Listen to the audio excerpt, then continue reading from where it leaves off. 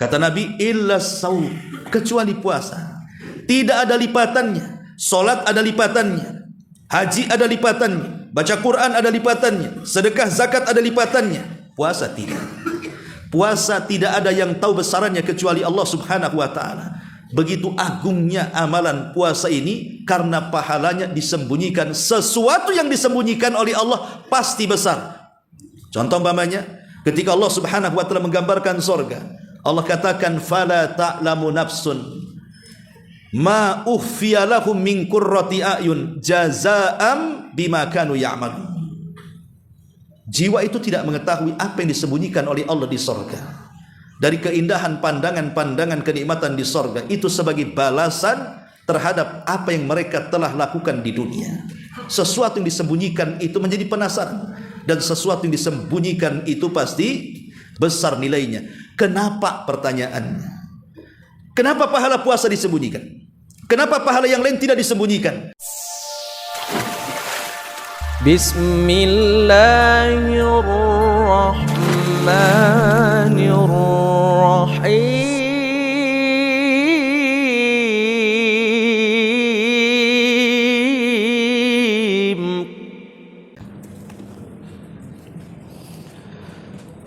Bismillahirrahmanirrahim. Assalamualaikum warahmatullahi wabarakatuh.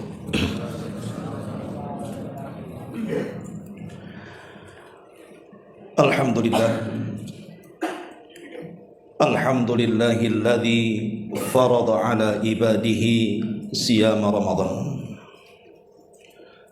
wa ja'alaha mutahhiratan lidzunubi wal atham. Asyhadu an la ilaha illallah wahdahu rabbi la syarika lah wa asyhadu anna Muhammadan abduhu wa rasuluhu alladzi la nabiyya ba'dah. Amma ba'du. Hadirin dan hadirat yang dimuliakan Allah Subhanahu wa taala. Biasa kajian kita mengkaji tafsir, tapi karena 1-2 hari lagi kita akan menghadapi bulan Ramadan, maka kajian di malam hari ini kita fokuskan kepada persiapan bulan Ramadan. Ma'asyiral muslimin wal muslimat rahimakumullah. Kita tahu bahwa banyak manusia yang menghendaki berjumpa dengan Ramadan, terutama mereka orang-orang yang dipenuhi hatinya dengan iman. Tapi terkadang banyak dari saudara-saudara kita yang boleh jadi pada Ramadan tahun lalu berpuasa dengan kita, mereka justru sudah meninggalkan kita. Boleh jadi Ramadan tahun ini sebagian saudara kita menjadikan Ramadan terakhir bagi mereka. Kita tidak tahu umur manusia, karena kematian itu adalah rahasia Allah Subhanahu wa taala. Bahkan terkadang seorang dokter yang mengobati pasiennya, dokternya lebih dulu mati dibandingkan pasiennya. Atau orang tua yang mengharapkan anak-anaknya lebih lama usia mereka, justru anaknya malah lebih dulu meninggalkan orang tuanya. Karena kematian itu rahasia Allah Subhanahu wa taala. Tapi kita bagi seorang mukmin sudah seharusnya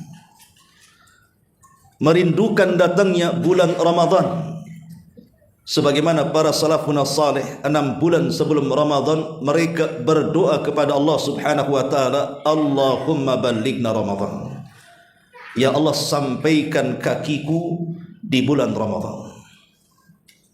Kenapa begitu rindunya para salafun salih ingin berjumpa dengan Ramadan? Karena Ramadan bukan bulan biasa. Setiap detik, menit, jam, bahkan hari di bulan Ramadan itu sangat berharga bagi seorang mukmin. Maka Jangan sampai kemudian berlalunya Ramadan kepada kita, kita samakan Ramadan dengan bulan-bulan yang lainnya. Karena Ramadan adalah bulan yang dimuliakan khusus bagi kaum muslimin. Ma'asyiral muslimin wal muslimat rahimakumullah.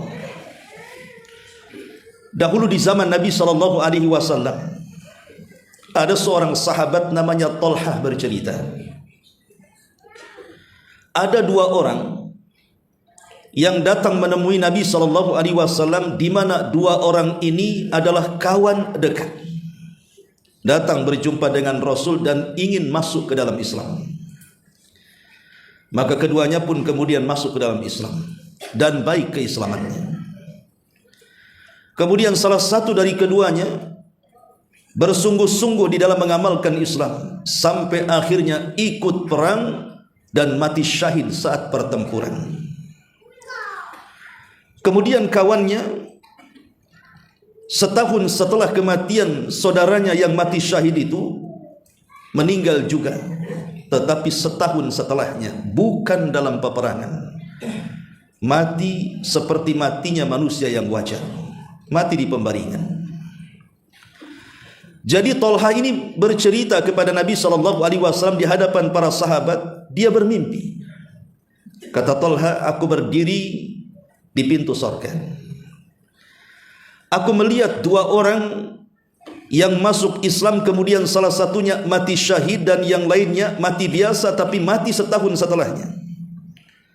Ketika orang yang hendak mati syahid ini melangkahkan kakinya ke surga, tiba-tiba kemudian Allah Subhanahu wa ta'ala tidak mengizinkan dia lebih dulu masuk surga, tapi kawannya yang bukan mati syahid, yang meninggal setahun setelahnya, justru dia pula yang disuruh masuk surga lebih dulu. Maka Talha bercerita kepada Rasul, kok bisa? Bukankah orang yang mati syahid itu masuk surga tanpa hisab dan adab?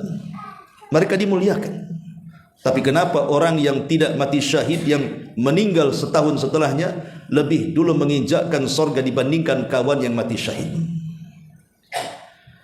Maka Nabi SAW mengatakan, atajabun, apakah kalian heran? Tidak perlu heran. Bukankah saudaranya yang tidak mati syahid, dia diberikan kesempatan hidup 1 tahun setelahnya? Dan bukankah selama 1 tahun itu dia habiskan dengan salat ini dan itu? Bukankah saudaranya yang bukan mati syahid juga diberikan kesempatan oleh Allah untuk berjumpa dengan Ramadan, sehingga dia bisa berpuasa, dia bisa qiyamul lail, dia bisa mendapatkan Lailatul Qadar dan ibadah ini dan itu? Maka jarak dia dengan saudaranya yang mati syahid antara jarak langit dan bumi. Sudah sewajarnya dia masuk surga lebih dulu dibandingkan teman yang mati syahid. Lihat bagaimana kemuliaan bulan Ramadan mengungguli orang yang mati syahid di dalam melangkahkan kakinya ke surga. Dari sini kita tahu bahwa Ramadan ini bukan bulan biasa. Sampai-sampai dalam kisah ini, orang yang tidak mati syahid, yang hidup setahun setelahnya hanya gara-gara mendapatkan bulan Ramadan, dia lebih dulu masuk surga dibandingkan kawannya yang mati syahid. Maka saya nasihatkan untuk saya pribadi dan antum semuanya, khususnya para talabatul ilmi, jaga bulan Ramadan baik-baik. Boleh jadi ini Ramadan terakhir bagi kita, kita tidak tahu. Akan tetapi banyak orang-orang yang kemudian bermuamalah dengan Ramadan itu layaknya Ramadan bulan-bulan biasa. Dia tidak mengistimewakannya. Padahal ada sebuah hadis dari Abu Hurairah radhiyallahu anhu, saat Nabi SAW naik ke atas mimbar, kemudian Nabi SAW setiap kakinya naik ke mimbar pertama, Rasul mengatakan amin. Naik ke mimbar kedua, Rasul mengatakan amin. Naik ke mimbar ketiga, Rasul mengatakan amin. Kemudian Rasul berkhutbah sampai selesai. Selesai berkhutbah, sahabat yang mendengarkan aminnya Nabi SAW heran. Kemudian mengatakan, ala ma amanta ya Rasulullah. Rasul, kami mendengar amin saat kau naik ke atas mimbar itu. dan kami tidak mendengarkan doamu. Maka sahabat mengatakan, apa yang kau doakan wahai Rasul sehingga engkau mengaminkan dengan keras? Maka Nabi SAW mengatakan, ataniya Jibril. Oh, tadi saat aku naik ke atas mimbar itu, Jibril datang menemuiku. Kemudian Jibril meminta kepadaku untuk mengaminkan 3 doanya. Maka ku aminkan doa-doanya. Sahabat bertanya, apa doa malaikat Jibril yang ku aminkan itu wahai Rasul? Maka Nabi SAW menjelaskan salah satu doa yang diaminkan Rasul dari doa-doa malaikat Jibril, ragima anfu rajulin, thumma ragima anfu rajulin, thumma ragima anfu rajulin, adraka Ramadan, thumma salakh, falam yughfar min dhunubi. Kata Nabi SAW menceritakan doanya malaikat Jibril. Jibril pun berdoa, ya Allah, semoga binasa dan celaka. Semoga binasa dan celaka. Semoga binasa dan celaka orang yang masuk bulan Ramadan, kemudian lewat Ramadan tidak ada satu pun dosanya diampuni. Maka kukatakan amin. Jibril pun mengatakan amin. Kalaulah yang berdoa itu malaikat Jibril, yang mengaminkan Nabi SAW, yang menyaksikan para sahabat Nabi SAW, lalu doa mana lagi yang tidak akan mustajab di hadapan Allah Subhanahu wa taala? Pasti mustajab. Maka ini nasihat kepada mereka yang meninggalkan berbagai macam ibadah di bulan Ramadan. Anda didoakan malaikat Jibril dengan kecelakaan dan kebinasaan. Sangat rugi Ramadan lewat bagi kita. Tidak ada satu dosa yang diampuni, padahal Ramadan adalah syahrul maghfiratin, bulannya orang diampuni dosa-dosanya sesuai dengan namanya. Ra, mim, dha.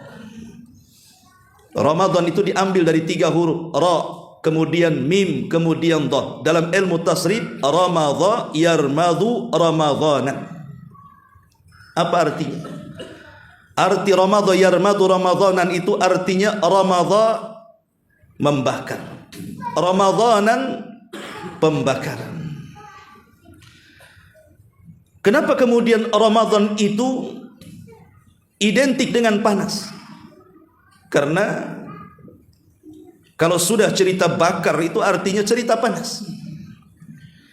Karena ketika Nabi SAW disyariatkan puasa Ramadan di zaman itu pada tahun kedua Hijriah, kebetulan berada di musim panas. Dan panasnya di sana beda dengan panasnya di sini, bisa membakar kulit.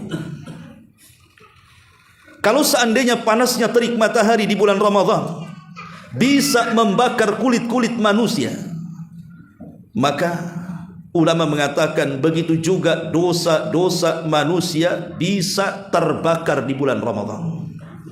Karena Ramadan adalah pembakaran dosa. Itulah yang dikatakan Nabi SAW, man shoma Ramadhana imanan wahtisaban ghufira lahu ma taqaddama min dhanbi. Barang siapa yang berpuasa Ramadan yakin dengan perintahnya, mengharap dengan pahalanya, maka Allah akan mengampuni dosa-dosanya yang telah ia lakukan. Dan juga Rasul SAW bersabda, man qama ramadhanan imanan wahtisaban ghufira lahu ma taqaddama min dhanbi. Barang siapa yang qiyamul lail, melaksanakan salat tarawih, yakin akan perintahnya, mengharap akan pahalanya, maka Allah akan ampuni dosa-dosa yang telah ia lakukan.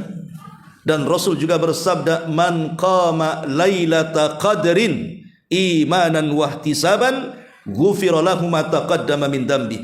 Barang siapa yang menghidupkan malam-malam Lailatul Qadar, yakin akan perintah dan mengharap pahalanya, Allah juga akan mengampuni dosa-dosanya. Itulah Ramadan identik dengan ampunan dosa. Baik siangnya dosa-dosa kita akan diampuni dengan puasa, baik malamnya dosa-dosa kita akan diampuni dengan qiyamul lail dan dengan menghidupkan malam Lailatul Qadar. Dengan kata lain, 24 jam di bulan Ramadan itu Allah rontokkan dosa-dosa kita. Maka rugi kalau seandainya orang masuk Ramadan 1 bulan, kok 1 dosa enggak diampuni ya?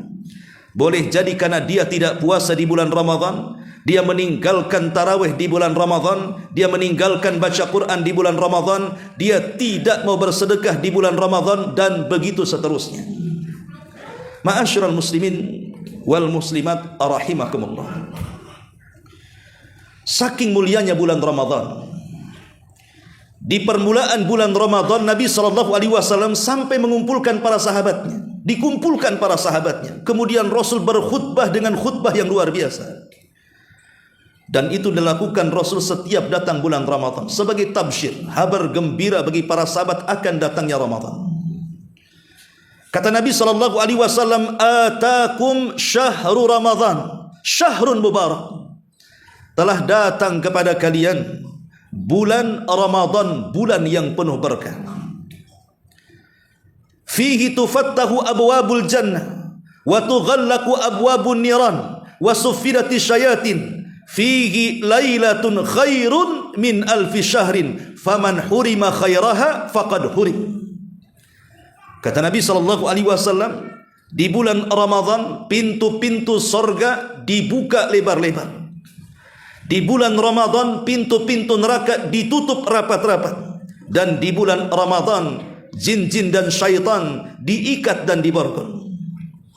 Di bulan Ramadan ada satu malam yang kalau kita mendapatkannya lebih baik daripada 1000 bulan.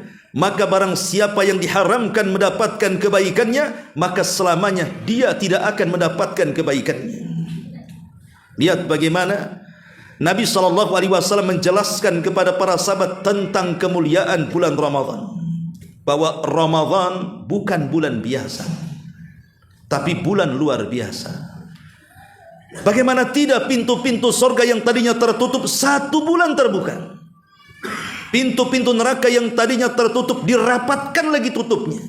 Setan-setan yang tadinya berkeliaran, mereka pun diikat dan sukar untuk menggoda manusia. Bahkan dilebihkan dengan 1 malam yang tidak diberikan kepada umat-umat sebelumnya. Lailatul Qadar, malam menentukan nasib manusia.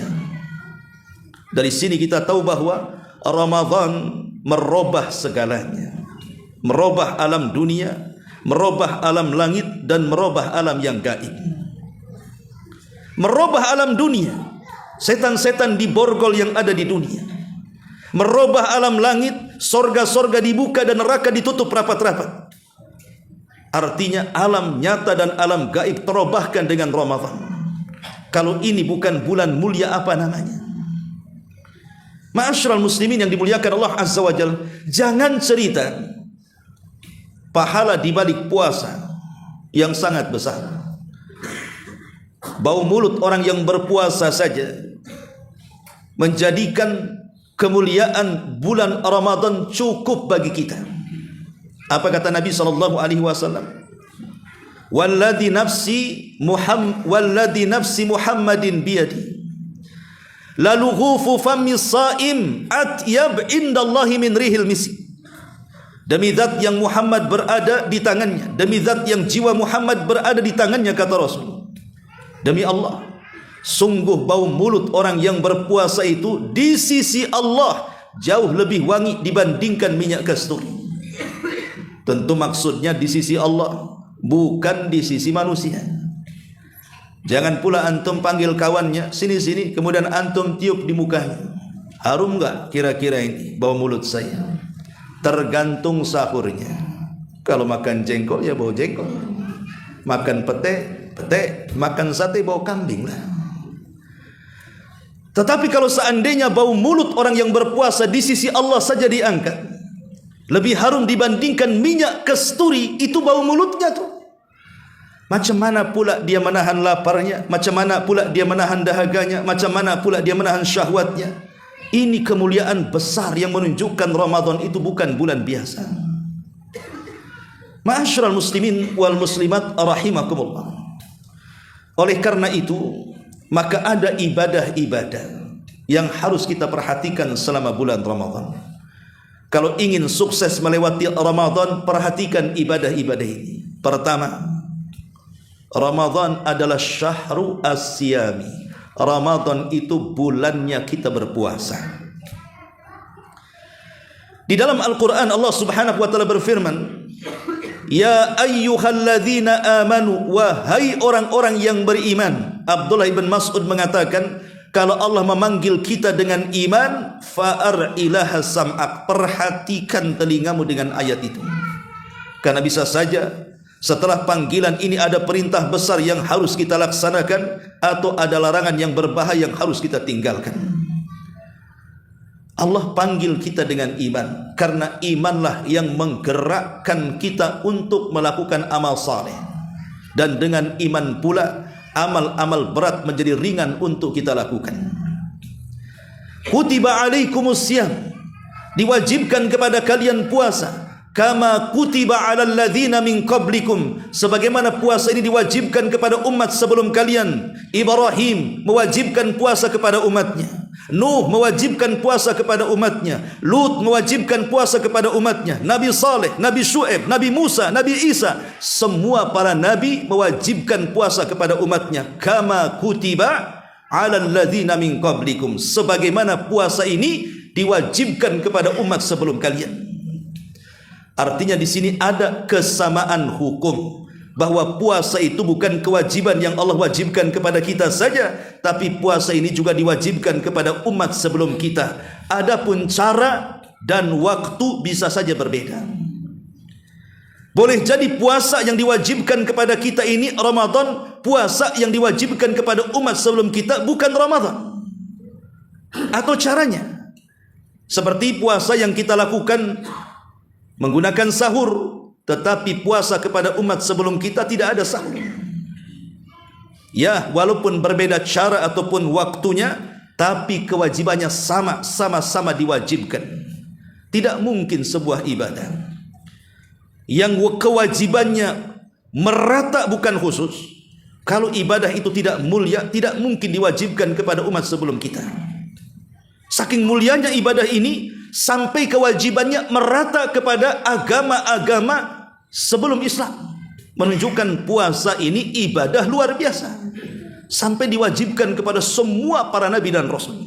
Kama kutiba alal ladzina min qablikum. Lalu apa hikmahnya? Allah tutup la'allakum tattaqun, agar kalian bertakwa. Takwa itu di mana? Kata Rasul, at-taqwa hahuna. Takwa itu di sini, maksudnya dalam hati. Maknanya sasaran ibadah puasa itu adalah hati, bukan badan. Artinya dengan puasa keimanan kita semakin meningkat. Dengan puasa rasa takut kita kepada Allah semakin meningkat. Dengan puasa rasa harap dan cinta kita kepada Allah semakin meningkat. Dengan puasa tawakal kita semakin meningkat. Dari seluruh amalan-amalan hati, maka dengan puasa itu semua meningkat, keikhlasannya juga meningkat. Dan begitu seterusnya. Karena Allah Subhanahu wa taala tidak mengatakan, wahai orang-orang yang beriman, diwajibkan kepada kalian puasa sebagaimana puasa telah diwajibkan kepada umat sebelum kalian agar kalian lapar. Tidak, Allah tidak mengatakan seperti itu. Agar kalian haus, tidak juga. Agar kalian merasakan orang-orang yang lapar dan haus dari orang-orang yang mereka kelaparan, tidak. Tapi Allah mengatakan agar kalian bertakwa. Jadi inti puasa itu ada di hati. Kalau inti puasa ada di hati, berarti puasa itu tidak mencukupkan kepada puasa raga. Sebab kalau seandainya puasa itu hanya dicukupkan kepada puasa badan saja, maka dikhawatirkan sabda Rasul sallallahu alaihi wasallam berlaku, kam atau rubba saimin laisa lahul jaza illal ju'i wal atas. Berapa banyak orang-orang yang berpuasa itu tidak mendapatkan apa-apa kecuali hanya menahan lapar dan dahaga saja. Karena puasanya hanya perutnya saja. Itu kalau sasaran puasanya hanya perut saja, ya tidak akan dapat apa-apa. Atau dengan kata lain, hanya meruntuhkan kewajiban. Atau dengan kata lain yang penting sah saja, mau berpahala atau tidak, nggak peduli jadinya. Maka sasaran puasa itu hati. Dengan puasa itu kita menjadi takwa, menjadi jauh lebih baik lagi daripada sebelum kita berpuasa. Makanya Al-Ghazali rahimahullahu ta'ala membagi puasa itu menjadi 3 tingkatan. Ada yang disebut dengan saumul awam, puasanya orang-orang awam. Ada yang disebut dengan saumul khawas, puasanya orang-orang yang khusus. Ada yang disebut dengan khawasul khawas, lebih khusus daripada orang khusus. Seperti apa puasanya orang awam itu? Puasanya orang awam itu yang penting mulai terbit fajar shadiq sampai terbenam matahari, dia tidak makan, dia tidak minum, dia tidak melakukan hubungan suami istri. Dah sampai sini saja. Dan meninggalkan pembatal-pembatalnya. Ini namanya puasa orang awam, artinya puasa kebanyakan manusia. Seperti ini puasanya. Lah puasa yang seperti ini rentan tidak dapat pahala. Puasa yang seperti ini dikhawatirkan tidak mendapatkan ganjaran dari Allah. Kenapa demikian? Karena hanya puasa perutnya saja. Sehingga puasa yang seperti ini masih rentan terjerumus kepada perbuatan dosa. Dia puasa tapi masih gibah. Dia puasa tapi memandang yang haram. Dia puasa masih mendengarkan yang tidak boleh. Dia puasa kakinya masih dilangkahkan ke tempat-tempat haram. Ini kebanyakan orang puasa namanya. Yang kedua namanya puasa as-saumul khawas. Puasanya orang khusus, meningkat dari puasa perut kepada puasa badan. Bukan hanya dia menahan lapar, bukan hanya dia menahan haus, bukan hanya dia menahan syahwat, tapi matanya ikut puasa, tidak memandang sepandang-pandangnya. Telinganya ikut puasa, tidak mendengar sedengar-dengarnya. Lisannya ikut puasa, tidak bicara seomong-omongnya. Termasuk tangan dan kakinya tidak bergerak dan tidak melangkah selangkah-langkahnya. Ada batasan-batasannya. Jikalau ada orang yang datang kepada kita umpamanya mengajak untuk melangkahkan kaki ke tempat haram, kita katakan, afwan, saya sedang berpuasa, kaki-kaki saya sedang berpuasa. Jikalau ada orang-orang yang kemudian mengajak kita ghibah buyah di belakang, bilang, ibu, saya sedang berpuasa, lisan saya juga sedang berpuasa. Titik, jangan pakai koma. Nanti kalau ghibah habis maghrib saja. Bukan. Kalau seandainya kemudian adalah kemudian perkara-perkara yang tidak boleh kita dengar, yang tidak boleh kita tonton, kita katakan telinga saya sedang berpuasa, mata saya sedang berpuasa. Lah ini namanya puasa khawas. Puasanya meningkat dari perut ke badan. Dan insya Allah ini lebih baik lagi. Tetapi yang terbaik itu yang ketiga, namanya saumul khawasul khawas. Lebih khusus daripada orang khawas. Apa itu? Bukan hanya puasa perutnya, bukan hanya puasa badannya, tapi hatinya ikut puasa. Itulah yang dikatakan la'allakum tattaqun, agar kalian bertakwa. Sebab kalau seandainya hatinya puasa, artinya di sini bahwa kita sedang memperbaiki hati kita dengan puasa. Kalau hati kita baik, secara otomatis raga pun akan baik. Bukan hanya raga baik, perut pun ikut baik. Karena Rasul yang mengatakan, inna fil jasadi mudghah, idza saluhat saluhal jasadu kulluh, wa idza fasadat fasadal jasadu kulluh, ala wahiyal qalbu. Ingatlah, di fisik kita, di badan kita itu ada segumpal daging. Kalau dia baik maka memperbaiki semuanya, tapi kalau dia rusak maka akan merusak segalanya. Maka hatilah yang menentukan kebaikan. Maka puasa itu sasarannya hati. Insya Allah kalau dengan puasa hati kita baik, maka tingkah laku kita juga baik, dan perut kita juga menjadi baik. Jadi bukan hanya melahirkan akhlak, tapi juga melahirkan kesehatan. Melahirkan akhlak, kita tidak mungkin memandang yang haram karena kita sedang berpuasa. Kita tidak mungkin mendengar yang haram karena kita sedang berpuasa. Kita tidak mungkin melangkahkan ke tempat yang haram, sehingga kaki pun ikut berpuasa. Bahkan lisan pun terjaga. Tidak mungkin ghibah, namimah, tidak mungkin mencaci, memaki, merendahkan, dan begitu seterusnya. Lahirlah dari puasa ini akhlak. Yang kedua, lahir dari puasa itu kesehatan. Perut kita jadi sehat. Anda bisa bayangkan 11 bulan dari mulai Syawal tahun kemarin sampai Sya'ban tahun ini, berapa banyak dan macam makanan yang masuk ke perut kita ini. Mulai dari rendangnya, opornya, rawonnya, baksonya, mie ayamnya, yang dinginnya, yang panasnya, yang pahitnya, yang manisnya, yang asinnya, yang racunnya, dan begitu seterusnya. Jadi perut kita 11 bulan itu betul-betul penuh dengan kimia dan racun. Kemudian Allah sayang dengan kita supaya dibersihkan tuh perut kita itu selama 1 bulan. 1 bulan itu servis sebenarnya. Makanya kalau kita punya mobil selama 11 bulan tidak diservis, kemudian dimasukkan ke dealer servis selama sebulan, saya yakin keluar dari dealer servis itu seperti baru lagi tuh. Lah begitu juga orang puasa. Jadi 11 bulan itu macam-macam racun ada di perut kita. Kemudian selama 1 bulan dihilangkan tuh racun-racun itu. Tapi masalahnya ada orang yang tidak menganggap bahwa Ramadan itu adalah bulannya servis perut kita. Sehingga sama saja di luar Ramadan porsi makannya segitu, di Ramadan juga makin tambah porsinya. Kan ada tuh orang-orang yang berpuasa menggunakan sistem balas dendam. Nggak apa-apa siang-siang lapar, awas nanti kalau maghrib ku makan semuanya. Kan ada yang seperti itu. Kadang-kadang saya lihat ibu-ibu khususnya ya di belakang, kalau sudah jam 5 motor itu bersih, tidak ada centelannya. Tapi kalau sudah pulang dari pasar kaget, setang kiri ada kreseknya, setang kanan ada kreseknya, di tengah tak ada kuehnya apalagi, di belakang semua makanan. Sampai di rumah dijejerkan tuh di meja sambil nunggu azan. Macam-macam kue, macam-macam makanan, macam-macam warna dan macam-macam minuman. Ketika azan saja makanan yang di meja pindah ke perut. Ini kan bahaya, ya. Tuh kalau makanan satu meja pindah ke perut, nasib baik tak meja-mejanya masuk. Ini kan masalah, ikhwan. Ya. Itu dipastikan dia malas, dipastikan dia ngantuk, dipastikan dia tidur. Bukan hanya tarawih lewat, maghrib, isya juga lewat. Dan malas dia. Ya. Lah ini kan bahaya. Lah kalau seperti itu, apa bedanya puasa dengan tidak puasa? Tidak ada servis di dalamnya.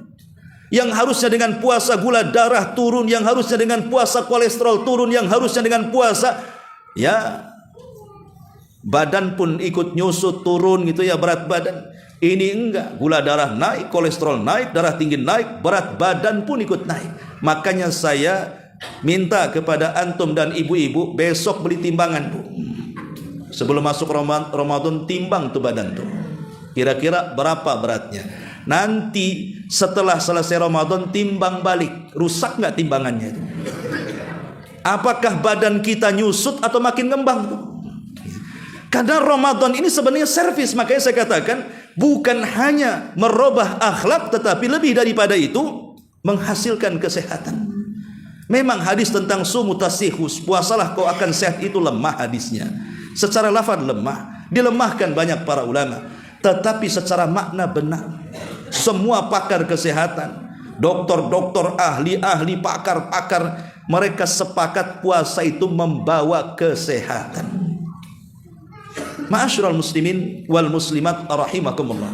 Ini yang pertama, berpuasa. Lebih-lebih puasa itu ditinjau dari segi pahala lebih hebat lagi. Satu-satunya ibadah yang tidak mungkin dirampas hanya puasa. Kalau kita datang menghadap Allah membawa pahala puasa, membawa pahala solat, boleh jadi pahala solat ini diambil orang. Kalau kita menghadap Allah membawa pahala haji dan zakat, boleh jadi pahala haji dan zakat ini dicuri orang. Kalau kita menghadap kepada Allah membawa pahala baca Quran, birrul walidain dan amalan-amalan ibadahnya, ada kemungkinan dirampas orang lain. Tapi puasa tidak. Bagaimana kok bisa dirampas? Nanti pada hari kiamat, saat manusia berada di padang mahsyar, kemudian melintasi titian yang disebut dengan sirat sampai ke sebuah tempat namanya Qantoroh, di depannya pintu-pintu sorga. Manusia sudah senang karena sudah melihat pintu sorga. Tapi ketika kakinya hendak dilangkahkan ke pintu itu, tiba-tiba dihadang dan mengatakan, tunggu dulu wahai fulan, engkau dulu di dunia pernah menyakitiku. Mana pahala solatmu? Dikasihkan pahala solat kepadanya. Boleh jadi ketika kakinya hendak melangkah ke sorga, dihadang oleh orang-orang yang didoliminya. Dulu kau membunuh aku, mana pahala zakatmu? Mana pahala sedekahmu? Yang lain mengatakan, dulu engkau sudah menggibah aku, setiap hari 2 jam kau gibah aku. Sekarang mana pahala birrul walidainmu? Jadi pahala-pahala yang lain memungkinkan kita serahkan kepada orang yang pernah kita zalimi, kecuali puasa. Puasa tidak bisa diambil. Ketika orang-orang mengatakan, hei fulan, engkau di dunia sudah begini dan begitu mendolimi aku, kemarikan pahala puasamu. Allah datang dan mengatakan tidak bisa, as-saumu li wa ana ajzi bihi. Puasa itu milikku kata Allah. Tidak bisa kalian ambil. Puasa itu milikku, aku yang akan membalasnya. Sehingga satu-satunya pahala yang akan menemani kita, di mana semua pahala itu diambil orang, hanya puasa. Makanya pintu sorga yang paling banyak memasukkan orang ke sorga adalah babur rayyan, pintunya orang yang berpuasa. Kenapa? Karena pahala puasa tidak bisa diambil orang. Pahala puasa itu milik Allah, dan lebih hebat daripada itu, Allah rahasiakan berapa besarannya. Kalau ibadah-ibadah yang lain, kata Rasul, satu kebaikan dilipat gandakan menjadi 10 kali lipat kebaikan. 10 kali lipat kebaikan dilipat gandakan menjadi 700 kali lipat. Dari 700 kali lipat boleh jadi lipat gandakan menjadi 1000, 2000, 10.000. Tapi yang jelas ada nominalnya. Kecuali puasa, tidak ada lipatannya. Kata Nabi, illa saum, kecuali puasa, tidak ada lipatannya. Solat ada lipatannya, haji ada lipatannya, baca Quran ada lipatannya, sedekah zakat ada lipatannya. Puasa tidak. Puasa tidak ada yang tahu besarannya kecuali Allah Subhanahu wa taala. Begitu agungnya amalan puasa ini karena pahalanya disembunyikan. Sesuatu yang disembunyikan oleh Allah pasti besar. Contoh umpamanya, ketika Allah Subhanahu wa taala menggambarkan surga, Allah katakan fala ta'lamu nafsun ma ukhfiya lahum min qurrati a'yun jazaa'am bima kanu ya'malun. Jiwa itu tidak mengetahui apa yang disembunyikan oleh Allah di sorga. Dari keindahan pandangan-pandangan kenikmatan di sorga, itu sebagai balasan terhadap apa yang mereka telah lakukan di dunia. Sesuatu yang disembunyikan itu menjadi penasaran, dan sesuatu yang disembunyikan itu pasti besar nilainya. Kenapa, pertanyaannya? Kenapa pahala puasa disembunyikan? Kenapa pahala yang lain tidak disembunyikan? Karena ibadah puasa itu dimulai dengan kata iman, diakhiri dengan kata takwa. Ya ayyuhalladzina amanu, di situ ada iman. Kutiba alaikumus syiyam, di situ ada siam puasa. La'allakum tattaqun, di situ ada takwa. Tiga-tiganya ibadah rahasia. Iman di mana? Di hati. Hatilah yang menggerakkan lisan dan badan. Puasa juga amalan rahasia, melahirkan ikhlas. Tidak ada yang tahu orang yang berpuasa kecuali si pelaku dengan Allah Subhanahu wa taala. Kalau salat nampak ibadahnya, kalau haji nampak ibadahnya, kalau sedekah nampak ibadahnya. Kita lihat orang solat takbir sampai salam nampak kita pelototi. Orang zakat nenteng hartanya nampak. Orang haji lebih nampak lagi, satu kecamatan yang antar dia. Mana nggak nampak? Ya. Tapi kalau solat, kalau puasa, macam mana mau tampak? Oh, bisa Ustaz, saya tahu dia sedang puasa. Macam mana? Itu kalau kena angin agak mereng lemas katanya. Boleh jadi dia lagi linglung, bukan lagi puasa, lagi demam. Oh, nampak tuh bibirnya pecah-pecah Ustaz. Tidak, dia lagi panas dalam, bukan lagi puasa. Tidak bisa. Oh, ngeludah terus, sariawan. Ya. Jadi tidak bisa. Dari mana kita tahu bahwa dia sedang berpuasa? Kecuali kalau dia ngomong, afan saya lagi puasa. Tapi kalau nggak ngomong, kita tidak tahu, karena tidak ada ciri-cirinya. Itulah ibadah puasa. Yang ketiga takwa. Takwa juga dalam hati, iman dalam hati. Kemudian puasa juga tidak bisa tampak karena ada keikhlasan dalam hati. Kemudian takwa juga dalam hati. Jadi semua bersifat rahasia. Iman rahasia, puasa rahasia, takwa rahasia, maka pahalanya juga rahasia. Serba rahasia di sini. Ma'asyiral muslimin wal muslimat rahimakumullah. Itu puasa. Yang kedua, ibadah yang paling hebat di bulan Ramadan setelah puasa adalah qiyamul lail, tarawih. Boleh jadi di antara kita selama 11 bulan tidak pernah kita tahajud di sepertiga malam akhir. Ada orang yang malas bangun. Bangun itu ya bangun, hanya kencing tidur lagi. Itu yang paling banyak dilakukan. Boleh jadi adalah di antara kita itu yang belum pernah tahajud. Allah beri kesempatan di bulan Ramadan tahajud rame-rame, dengan menarik waktunya dari sepertiga malam akhir ke ba'da isya, supaya manusia bisa tahajud, supaya dalam catatan amalnya adalah di situ catatan tahajud dia dengan Allah. Jangan sampai kemudian kita tidak menjadi mulia dengan solat malam. Bukankah Rasul yang mengatakan syaraful mu'min qiyamuhu bil laili? Kemuliaan seorang mukmin itu karena dia qiyamul lail. Kita diberikan kesempatan untuk tarawih. Maka saya nasihatkan untuk saya pribadi dan antum terutama para talabatul ilmi ini, sungguh-sungguh di dalam qiyamul lail. Sama juga ibu-ibu, makmurkan Ramadan dengan tarawih. Kalau bisa panjangkan bacaannya.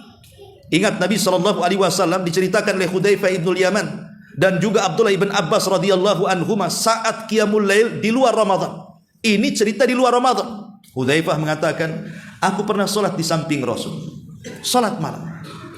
Tiba-tiba Rasul membaca Al-Baqarah. Aku sudah tidak tahan, kukira setelah Al-Baqarah akan ruku, nyambung ke Al-Imran. Ini sudah gemetar kaki, mengharap setelah Al-Imran Rasul ruku, nyambung ke An-Nisa.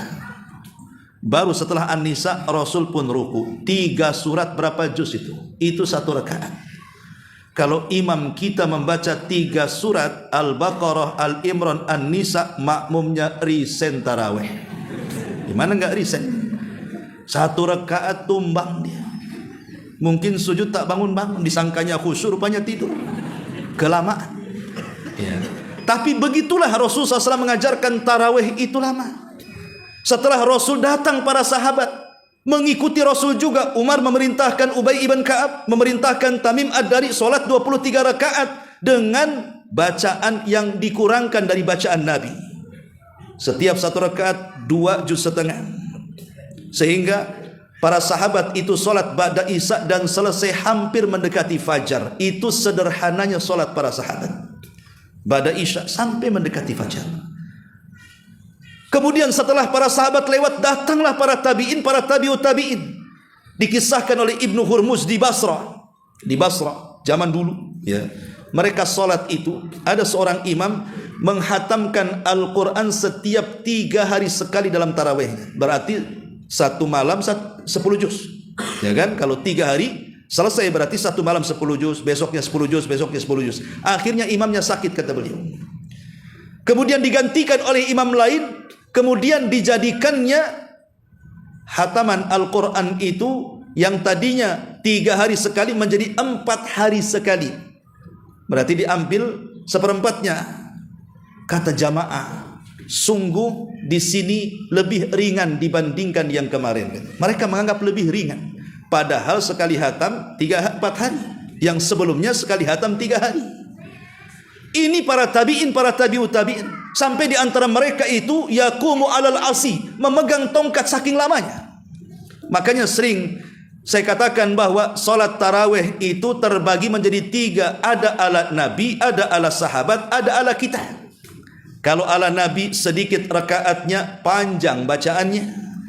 Kalau ala sahabat dibalik, diperbanyak rakaatnya, disederhanakan bacaannya. Walaupun demikian ba'da isya sampai menjelang subuh, itu sederhananya para sahabat. Ala kita ini sudah singkat rakaatnya, pendek bacaannya, kilat gerakannya. Apa enggak hebat? Ya, itu ala kita tuh. Makanya 7 menit 23 rakaat yang terdengar dholin dan aminnya saja. Ya, kan begitu. Nah, ini kan kalau sudah kayak gini, ini tarawih ala patukan ayam. Cari ayam yang lapar, tebar beras di hadapannya. Kayak gitu tuh salatnya. Ini kalau 7 menit 23 rakaat yang sholat umur 70 tahun, apa habis tarawih mati dia? Coba bayangkan. Ya. Bisa encok tuh orang-orang yang muda saja sakit perut, sakit pinggang, apalagi yang tua langsung masuk rumah sakit. Ya. Ma'asyiral muslimin yang dimuliakan Allah Azza wa Jalla. Maka kalau bisa cari imam yang panjang, tumakninah dalam sholat. Makanya tarawih disebut tarawih itu karena sholat yang ada istirahatnya. Tarawih kan istirahat artinya. Supaya kita tidak capek. Setiap habis 2 rakaat istirahat dulu, atau setiap 4 rakaat istirahat dulu. Lihat kayak di Masjidil Haram itu.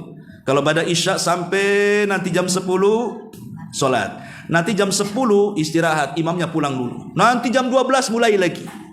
Supaya tidak bosan, ada istirahatnya. Sudah isya ya? Sudah isya? Oh, iya. Ya, pada isya lanjut ya. Jadi pada isya lanjut kajiannya, jangan pulang. Subhanaka bihamdika asyhadu an la ilaha illa anta astaghfiruka wa atubu ilaik. Allahu ta'ala alam. Assalamualaikum warahmatullahi wabarakatuh.